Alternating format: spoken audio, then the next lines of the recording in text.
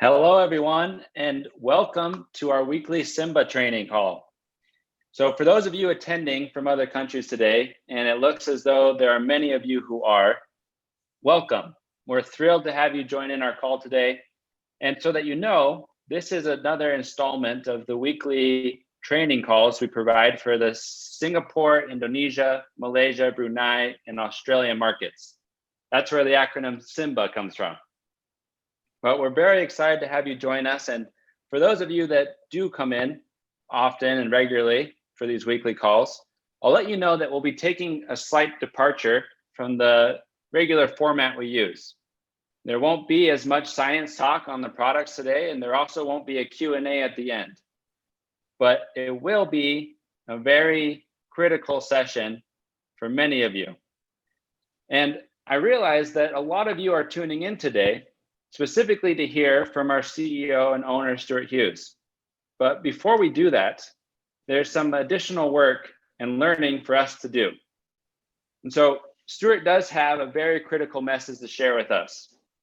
It's a message that could and maybe should alter the way that you view your business with Unicity. And as a result, it'd likely alter the way that you talk about that business, and as a result, alter the way that you experience that reality with your business. And so in order for us to fully absorb and internalize the impact of this message, we're going to get to work here and lay the foundation for the message that he'll be sharing with us later this evening. Now, I expect that every single person in attendance today is here in part because you've set for yourself one or more goals that you're working to achieve in your personal life. They might be health goals, they may be wealth goals, they may be lifestyle goals, or many other types. And most of these goals are big, right? You've set them high. They're things that you're going to need to stretch and work in order to achieve. And they're important to you also. Otherwise, they wouldn't be worth that sacrifice. And in the experience of working and striving towards these goals, all of you will experience this universal phenomenon. What I'm referring to is the experience of encountering an obstacle in the path to achieving your goal. It's something that's common to every single high goal that we work to achieve. And it's in our reaction to that obstacle, the way that we react to that path, the obstacle in our path, that we're going to start our exploration today. It's in that moment, because the way that we react to this obstacle is going to be where our success or failure ends up at the end of the whole process. And so in the Unicity Business Coaching, or UBC program that I work with, it was formerly known as UBT, but it's changed to UBC to emphasize the coaching aspect. And some of you are familiar with that. But in that program, we talk about something, and specifically this process that we refer to as the feedback loop. And so we're going to take a moment right at the beginning to understand the two alternative outcomes that will occur based on how we react to encountering the obstacle that we come across in the way to achieving our goal. Now, the first possible outcome starts exactly the same way as the second. They both start with the same two steps, which we've already discussed, of setting a high goal, something that we want to achieve, and then beginning to work towards it, putting in effort, putting in time, sacrifice. And we start to make progress towards that goal. But then we hit that obstacle. And we hit that and the progress slows, might even stop completely. We're halted in our tracks. And the failure form of the feedback loop is where, when we encounter that failure, the next step is to begin making excuses. We start to come up with the reasons as to why we're not progressing. And say, it's because I'm just so busy. There's a lot going on right now. There's a global pandemic. The election's happening. It's too crazy. So much going on. And we started to come up with these excuses, but as time goes on and we still aren't making progress towards our goal, then those excuses quickly turn into blaming, where we start to blame external sources for the lack of progress that we're seeing. And we might say, it's because I don't have a good support system. I don't have time with my boss keeping me so busy. My upline's not giving me enough support. My downline's not doing enough work. The company is not giving me what I need. Who knows? But we start to blame these external sources for our lack of progress. And it ends in quitting that original goal that we'd set our sights on achieving. And the sad thing is that this then repeats. We choose our next New Year's resolution, the next thing that we want to achieve, the next goal. And we start working at it once again, putting in the effort until we hit that obstacle. And then we start the excuses. We start to make the blame. And we don't make any progress. We end up quitting and choosing on to the next thing. And we end up in that position where it's the person that is life is decided by what happens to them. But let's look at the true feedback loop that we want to be experiencing. Now, the true feedback loop, like I said, starts exactly the same way. It starts with us setting that high goal, putting in the effort, and reaching that obstacle. The feedback loop in the real way doesn't work because there are no obstacles. In fact, it works because of the way we respond to the obstacle. And it's that critical reaction we have when we come across the obstacle in our path that changes everything. And so instead of making excuses, we pause and we start to identify the problem. And we look at this obstacle, whatever it may be, and we think, all right, so this is happening. I'm not progressing. I'm not making more progress. Well, why not? What's the problem here? What's causing this obstacle? Is it something that I'm doing? Is it an internal problem? Or is it an external problem? Something about the situation, something that I need to find a way around. But the key is when we take that time to identify the problem, well, all of a sudden, it opens up all these possibilities, because once we've identified the problem, rather than created these excuses, we can then do the next step, which is begin to create a solution. We can look at all our options and say, yeah, so I've got this problem. All right, well, what can I do about it? What can I do? How can I evolve my solution, my presentation, my work, my effort, my technique, my strategy in order to get over this problem? And when we come up with this solution that we're excited about, it looks like it's going to work, well, we start to act on it. We put it in practice. We go back to work. And in the implementation of that solution, we're able to get launched up past the obstacle. We overcome that obstacle that stopped us and achieve the goal. And what's happened in this process is we've evolved. Rather than going through the feedback loop with the failure cycle, where instead of evolving, we went extinct, we chose to evolve. And we took the time to identify that problem, create a solution, act on it. And now, when we come across that obstacle in the future, because we will, it hasn't disappeared, the obstacle is not gone. But we've just evolved to overtake it, to surpass it, to let it not slow us down. We recognize it coming and we say, all right, I know what to do. And this is the same experience that everyone goes through. Every organism goes through. Every business goes through this. Every product. And the ones that aren't around anymore today are the ones that weren't able to make it through this feedback loop correctly. And instead, they went extinct rather than evolving. And so, as we look at this, well, we could spend hours going through this feedback loop, examining it, relating it to our situations, and pulling out insights for the things that we can do in our business, in our lives, with our health, with our families, in order to reach the different goals that we've set and maybe fail to achieve over the years. However, that's not what we're here for tonight. We're not here to get into this. That's something for another time or another conversation. Tonight, the reason that we're talking about this and learning the fact that no major goal or great endeavor or large-scale accomplishment is ever reached without passing through this feedback loop at some point, sometimes multiple times in the process, it just doesn't happen. Those obstacles are always going to be there. And unless we can make it through, we don't hit those goals. And so we wanted to learn this so that we can take a closer examination at one specific obstacle that is present in all of our lives. It's something that humans from the beginning of time, as far as I can tell, have been dealing with. And the way I like to think about that is our search for meaning, our search for having purpose and meaning in our lives.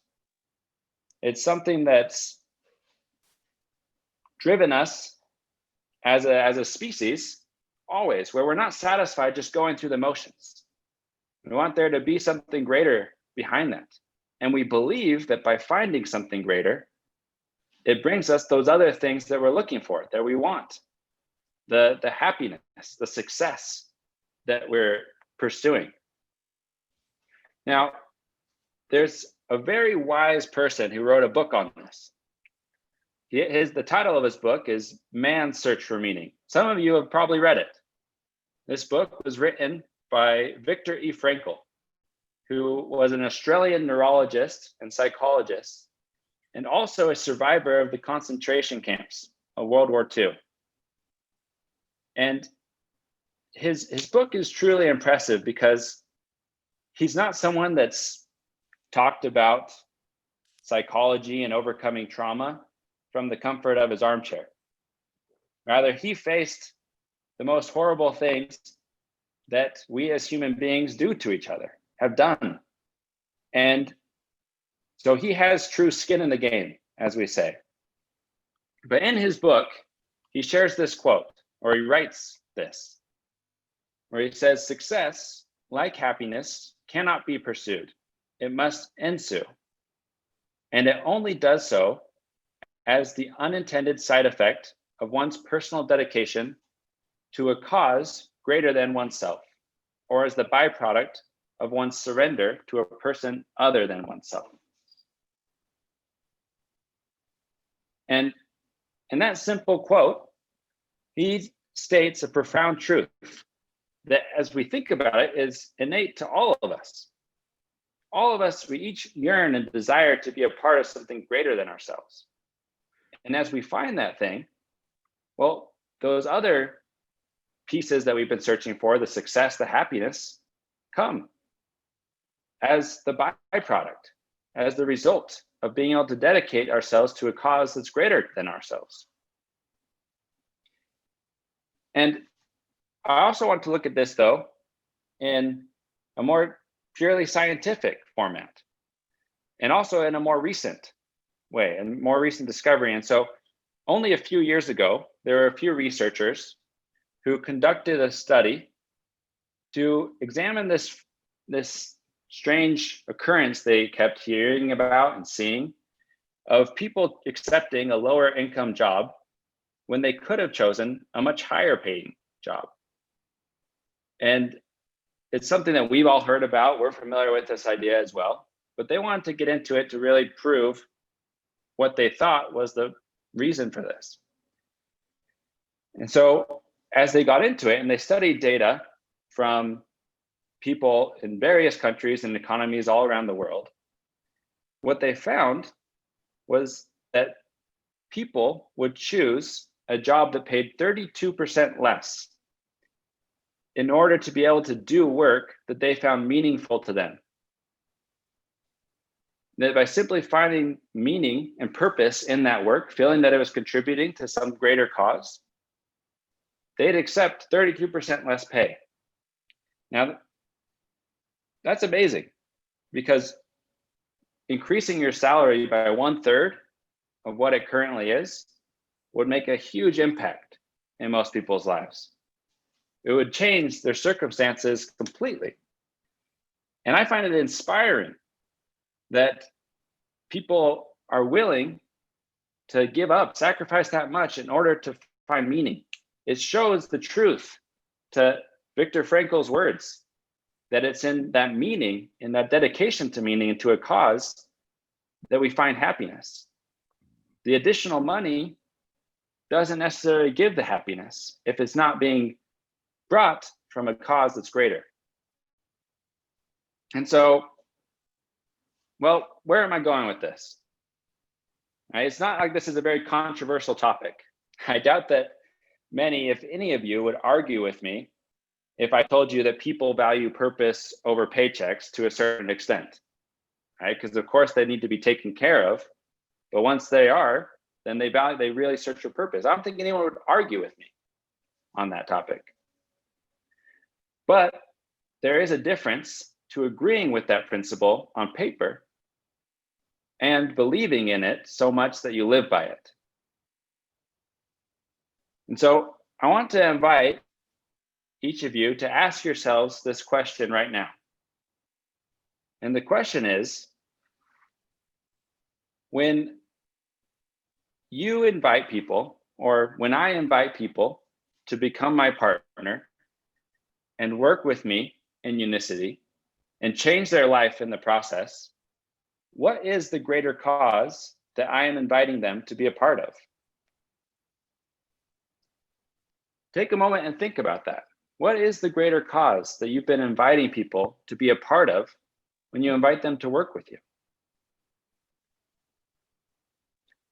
Is there a cause? Is it a noble cause, a grand cause, an important cause? Is it a cause for people that people would be proud to rally around and be a part of, to post about on their social media and tell their friends that they're a part of this fight? Is it a cause that would inspire them to take action and to make sacrifices for? Or are we simply extending the opportunity for them to lose some weight, to feel a little better, and maybe earn a potential paycheck in the future? The reason I want us to consider this is because if we are serious about inspiring someone to shake off the status quo, shake off their current circumstances, and rise to the challenge, whatever that challenge is, then we better know the cause that we are inviting them to become a part of. And we better be able to explain it to them so that they can see that cause and be inspired by it, want to be a part of it and fight for it.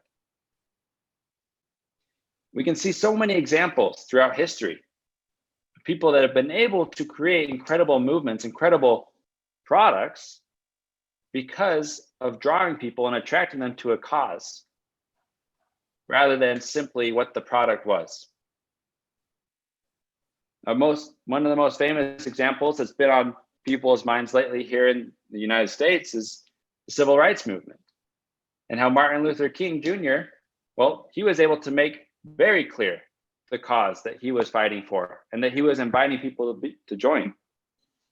You can't help but see that and feel it if you listen to the I Have a Dream speech. And he makes it clear in every other speech that he does before and after as well, because it's this cause that he's having people rally around. In a more business example, let's look at Steve Jobs. Steve Jobs had a vision for what Apple could become, but he knew the only way that he would be able to accomplish that was by attracting the best and brightest employees to work with him and help him to make this a reality. And there was competition. He couldn't simply just pay them the most. Some of them weren't motivated by that. He had to have a cause to bring them, to rally them around. And so he shared his vision with them, his cause, to attract people who, like him, wanted to make a dent in the universe, as he put it. That was the cause, the banner that he had for them. To, hey, come down here and let's make a dent in the universe. not just be satisfied producing great phones or computers, but truly make that impact universal. And through that, he was able to bring people who weren't just looking for a steady paycheck, but they wanted to be a part of that cause. Even today, we see examples of this. Some of the causes that are around are things we don't believe in, things we disagree with. But with a lot of those, we can see how they work. To choose an example that maybe is not so controversial, but still very current, is we can look at Elon Musk and what he's doing with Tesla, where he's able to also, like Steve Jobs, attract some of the best and brightest people to work for him. And that is, well, people know that he's not someone that's very easy to work for or with. He's not known as the nicest boss you could have. But people are willing to put up with that, make that sacrifice and work with him, because he's not just about producing an electric car. Rather, he's going beyond that to get into space, get to Mars. Well, personally for me, it's not a cause that I'm going to jump behind. I don't care too much about what's happening on Mars. But for other people, that inspires them, and that makes them rally around that. And so the point here is that it's causes like these that inject meaning and purpose into ordinary lives and ordinary actions. That two people could be going through their lives doing the exact same routine as each other. They wake up in the morning, they make their breakfast, they exercise, they go to work, they come home, they get ready for the next day and repeat. One of those people could be miserable with their life, with the thing that's going on. And the other one is loving it. And one of the main differences is that one of them has a cause that they're fighting for, and they've connected those ordinary actions, that ordinary routine, to that cause. And they see the contribution, they see that they're a part of it. And that it fuels them, it motivates them. And when they come across other obstacles in their path to other goals, they make it through that feedback loop and keep progressing because this cause is pushing them on. And so I'd like to go back to think again about how you answered, or maybe were unable to answer, the question of what cause you were inviting people to join. When you invite them to share when you sit down with them and share the business opportunity with them. Because every time you meet with someone and extend that invitation to them, that is an invitation to change their life. It's completely different than inviting someone to join on a health or weight loss journey. This is a big decision. It's life-altering decision. Even if they're not quitting their job tomorrow and signing up to do Unicity full-time, it's still a big decision because it's going to change the way some people see them, the way they see themselves. And they understand that. And so that's scary. It's scary for them. It's scary for us to make the invitation. And so when it comes to extending an invitation on this scale, there must be more behind the invitation than the expectation of a payout sometime in the future. There needs to be meaning. There needs to be a cause that they're being a part of. There are amazing companies out there with high salaries and these incredible perks. And these companies are losing people all the time, every day. They lose great employees that go and work for a company that can barely pay them anything, that's just starting up. Or they don't even have a job. They just want to do something that has meaning and purpose in their lives. And this is becoming even more popular for people in my generation, right? Those millennials like me. We hear all the time about how they want to be a part of something. And they don't want to be a part of something that they wouldn't be proud to stand behind, that they can't see themselves sharing with their friends or their family. And so it's our job as representatives of Unicity to understand and be able to explain what is the cause that we stand for, that we're fighting for?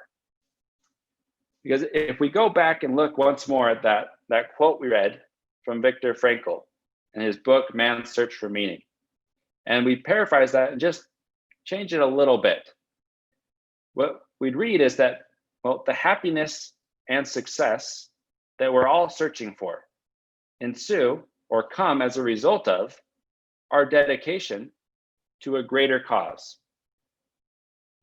So what that means is that it's the cause that contributes the meaning to our actions. And in turn, that's what brings us happiness. And in turn, that's what empowers us to overcome the obstacles that are in our way, which in turn allows us to be successful with those goals that we set for ourselves and to accomplish things other people wouldn't have thought we could.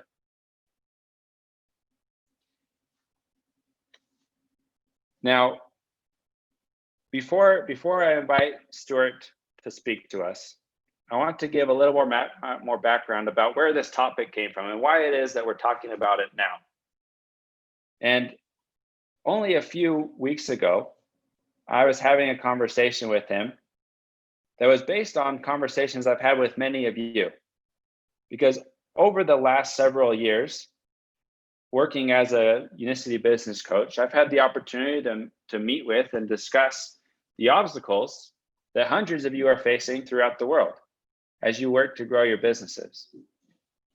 And recently, I've been having many discussions that came across a similar topic.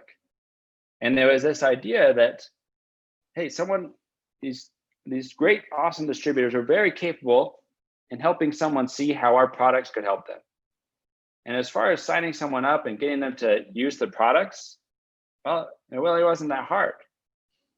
But when it came to having them sign up and make a serious commitment to their business with Unicity, it was a whole other story. And when I say serious commitment, I'm defining that as someone coming in with 500 or 1,000 PV, depending on what market they're in.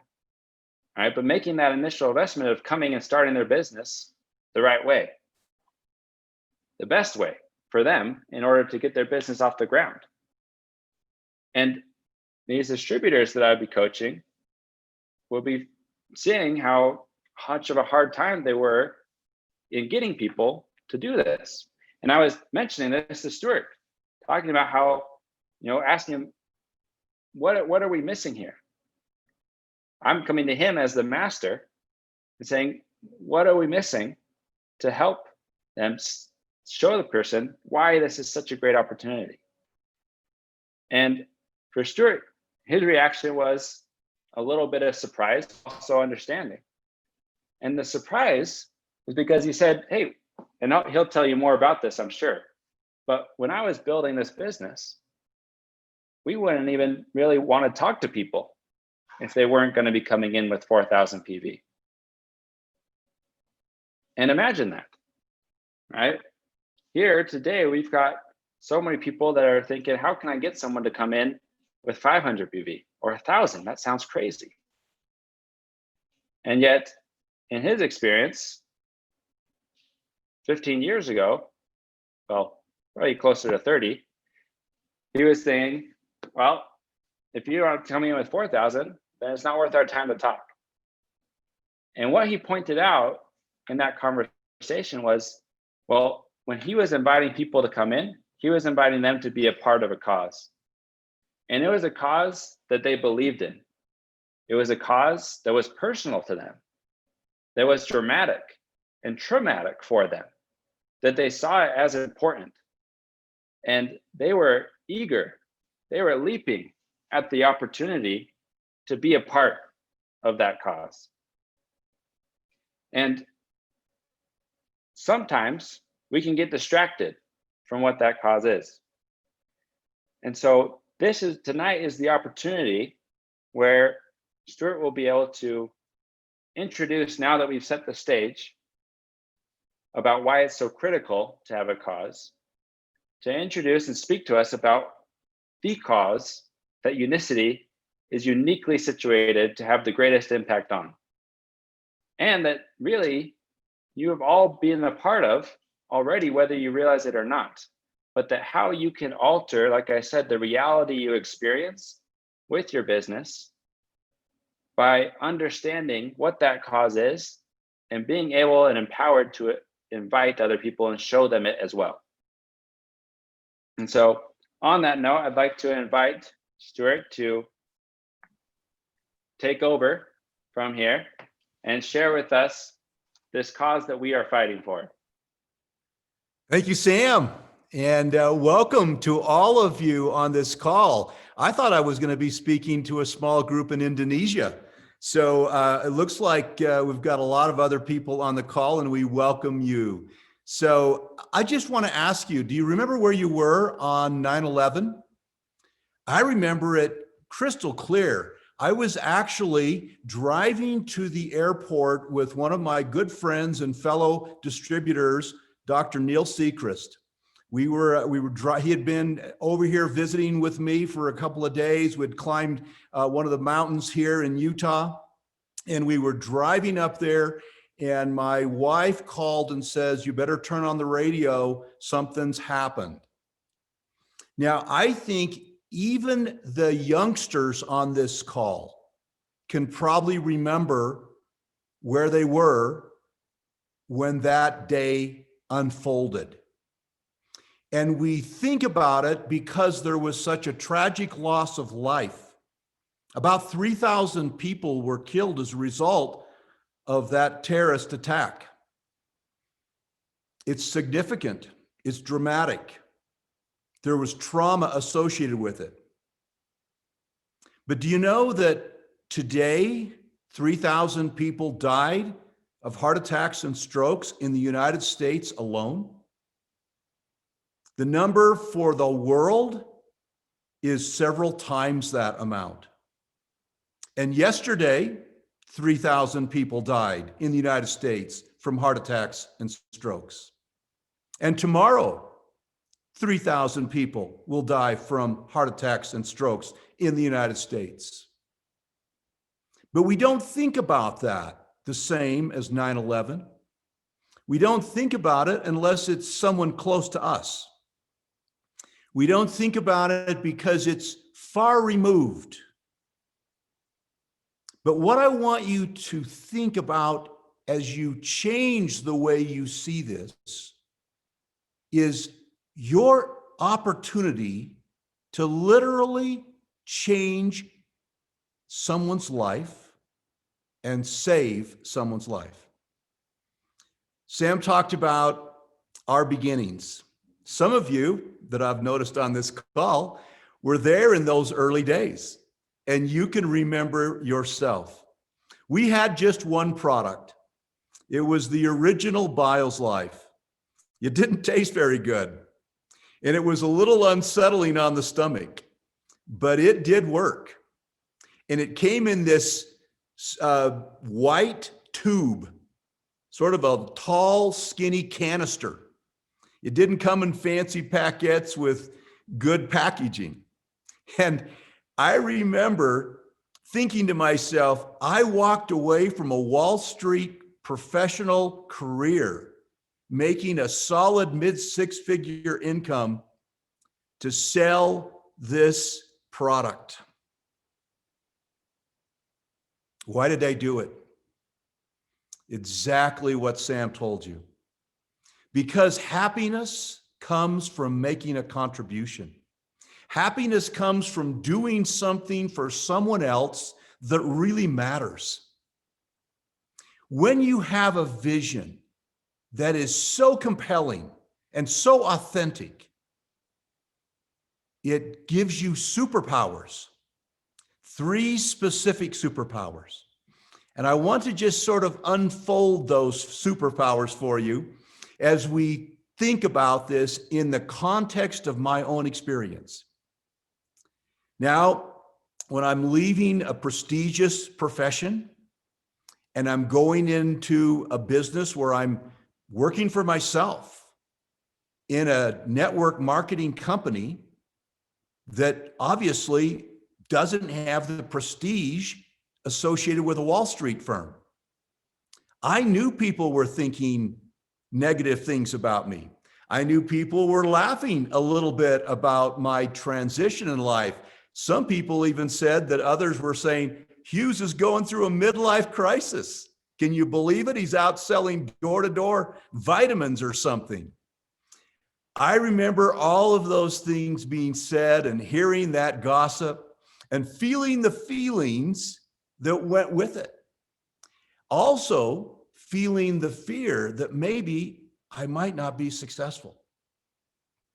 In fact, I remember when I resigned from my position in the investment world, they flew one of the big bosses out from New York. And I still remember this guy sitting on the other side of my desk in my office that I was soon going to leave. And he slammed his fist down on the table and he said, if you resign, you will never work on Wall Street again. And my heart was pounding inside of my chest, thinking to myself, what am I doing? What am I doing? But then I remembered the vision. Then I remembered the mission. Then I remembered the crusade. Then I remembered what was really going on. And I realized that I would be so much more happy doing something that really mattered, even if I didn't make as much money, even if I only made enough to survive. I would be happier. I would be more fulfilled. And so I went ahead with that decision. And I remember going around and trying to sell that product by showing people how it worked. And I started getting some great before and after results. I got one on myself. My cholesterol was over 200. I think it was 206, if I can remember the exact number. And after 6 weeks of using Biles Life, it went down to 147. Now that's a big deal because in the biggest study on heart disease ever conducted, in fact, it's still ongoing, they've studied thousands of people for now over 60 years. They found that they had never had anybody have a heart attack whose cholesterol was below 150. But every point of cholesterol, total cholesterol over 150, increased your chance of a heart attack by 2 percentage points. So do the math. At over 200, I was looking at 100% chance of having a heart attack someday.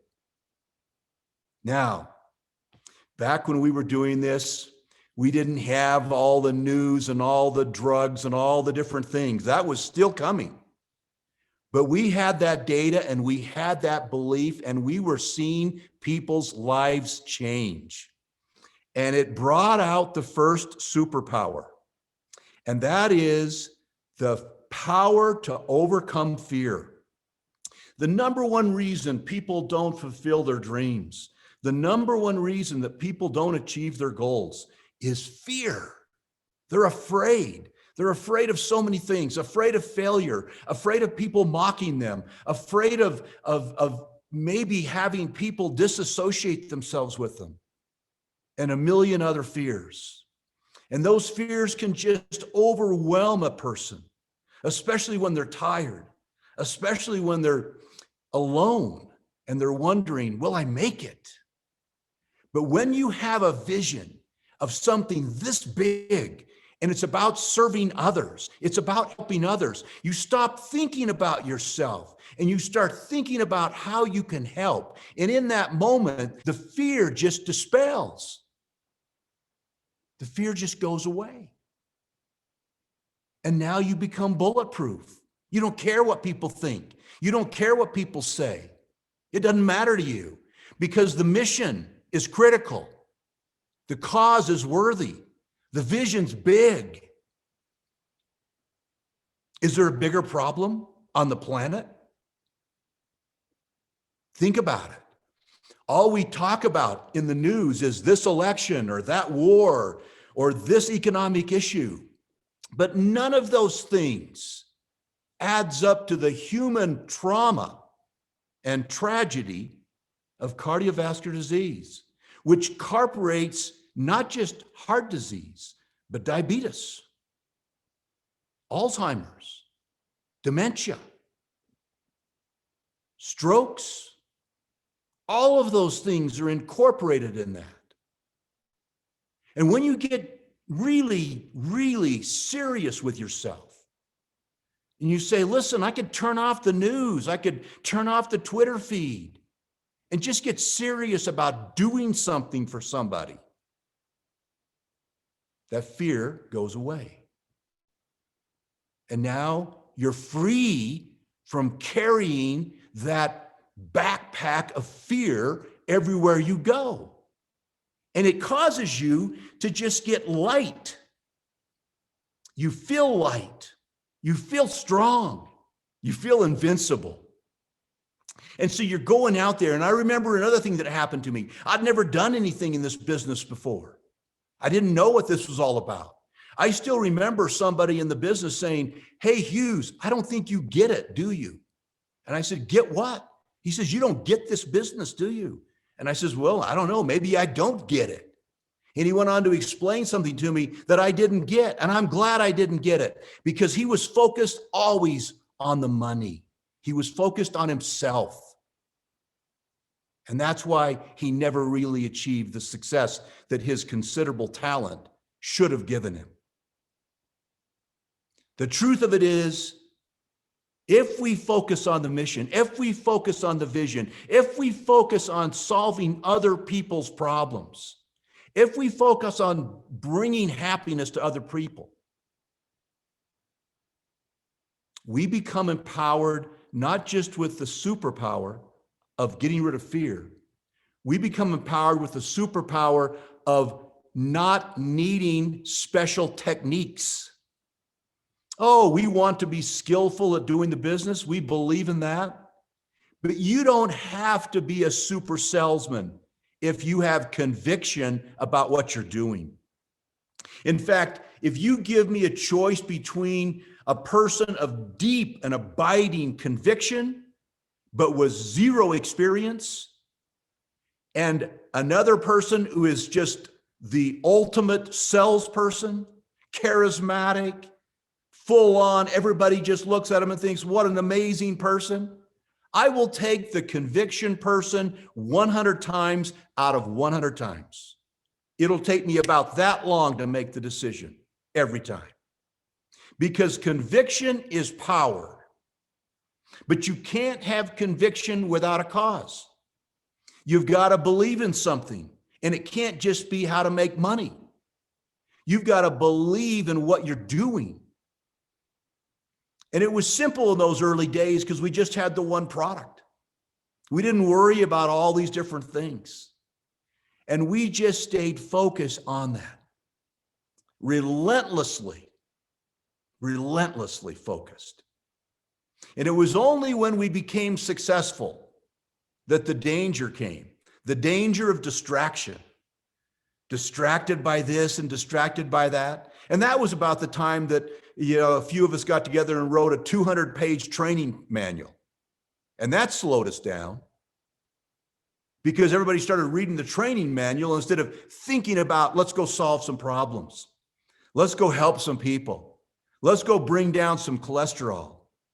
Do you realize today that the 5 top-selling drugs are still statin drugs? I mean, I was staggered by that 25 years ago, and it's still today. We hear about all the celebrity drugs, the Viagra, the Xanax, the whatever drugs out there, but those things are not even pimples on the face of the statin industry. We have still the only natural product proven and patented to reduce cholesterol. And we've got complementary products around that. You really can save lives.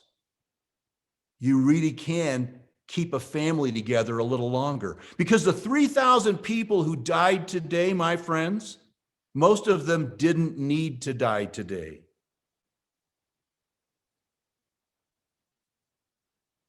That was little choices made over decades. And you could have been an intervention perhaps in some of their lives. I could have been. As we begin to think about this, we realize that the fear's gone and the technique is not the big deal. The conviction is the big deal.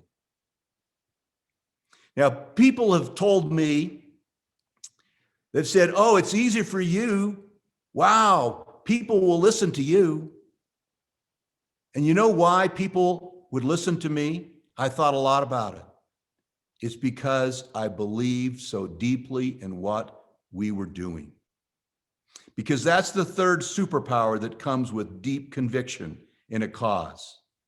When you've got the blinders on and you are just so focused on doing one thing, helping other people in this particular challenge in life, when you have that kind of focus, you become magnetic.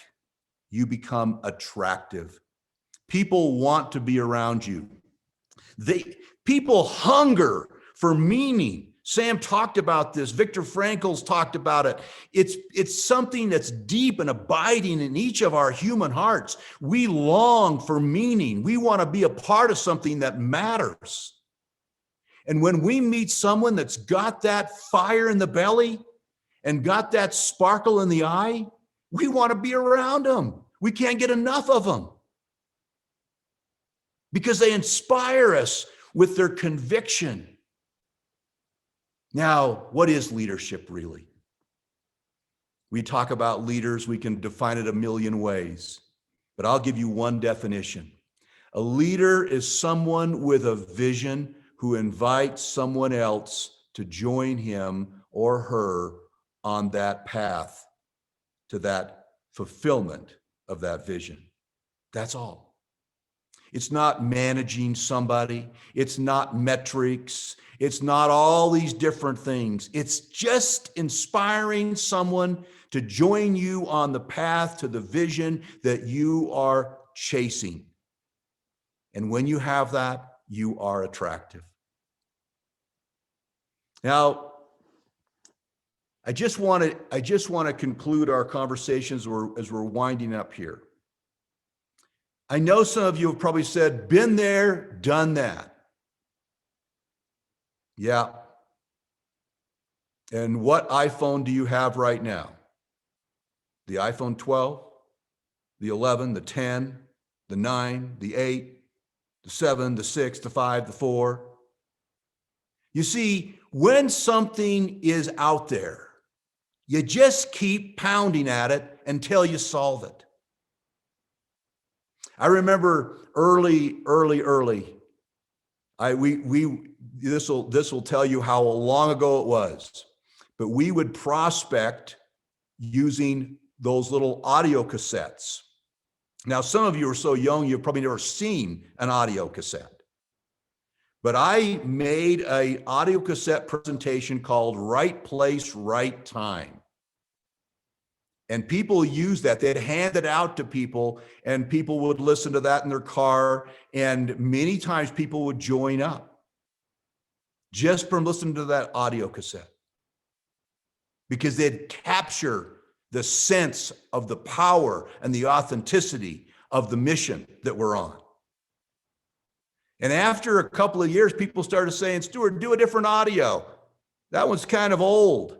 And I says, well, it's not old to the guy that's never heard it. But that's the danger. Once you start getting successful, once you start having some success, you want the new thing. Well, what's the new thing? What's the new product? What's the new strategy? You know what? Stay focused. We have the biggest cause on the planet. Think about the cost. Think about the human cost. Think about the economic cost. Do you realize that in the United States and Canada, there will be spent $1 trillion this year on heart disease and all of its related issues and symptoms. $1 trillion. What is a trillion? 1,000 billion. What's 1% of $1 trillion? Do you think we could get 1% of that market? Do you think that 10,000 diamonds, a vision that I've had for years, is possible if we get 1% of $1 trillion market? Do you think that there are 1% of the people out there that are currently using statins that might like a natural solution? One that doesn't give them muscle aches and pains? Do you think that your efforts and your energy and your influence and your persuasion might help people to make some lifestyle changes so that they really could see literally a reversal in their heart disease, in their diabetes? I've seen it happen. I've played a little bit of a role in that, and it's given me such deep satisfaction, such deep psychic income. Sam talked about the millennials. And one thing that I know about the millennials, they don't want to do anything if they don't feel like it is significant. I must have been a millennial, just born 30 or so years too soon, because I didn't want to do it unless it was something that fit in my ideals. Did the money come? Yes, the money came. The money will always come. Solve enough problems and you'll never have to worry about money. Focus on money, you'll always have to worry about money. Focus on helping other people, it just comes. I want to just give you a little bit of a call to action. Do some research. Maybe even talk to some people that have recently lost a loved one due to one of the diseases that stem out of metabolic health. Go visit with them. Get a sense of it. You might just find the power to change your world forever. That's what happened to me. And I'll tell you, as I think back on that day that I signed that distributor application, it was August 15th, 1991. Some of you weren't even born. I signed that distributor application and I bought $4,000 worth of that product. And I'll tell you, it was a beautiful thing. It was a beautiful thing. Because in the first 2 weeks, me and our little team sold $50,000 of that product. And in September, we sold over 200,000. And in October, we sold over 400,000. That wasn't being done by technique, and it wasn't being done about money. It was being done because we were lit up on fire with a cause. The same thing can happen for you. But you've got to have something inside of you that's deep and abiding, authentic and compelling, that literally gets you up early and keeps you up late, but puts a spring in your step and a sparkle in your eye, because it's not about you. It's about them. It's about serving. It's about serving others, helping others. And as you do that, you watch your business grow. You'll be shocked by it. I had this conversation last night with a group of top leaders in Thailand and about 1,000 leaders in Korea on 2 different calls. And it was fascinating for me to watch. Just watch the eyes lit up as they realized this is diamond true. This is diamond true.